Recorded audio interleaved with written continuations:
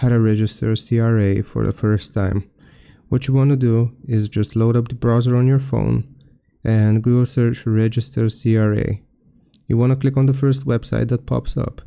Here you can read through the information whether you need to register or not, and you have to gather your documents such as your social insurance number, date of birth, and amounts you reported on your most recent tax return.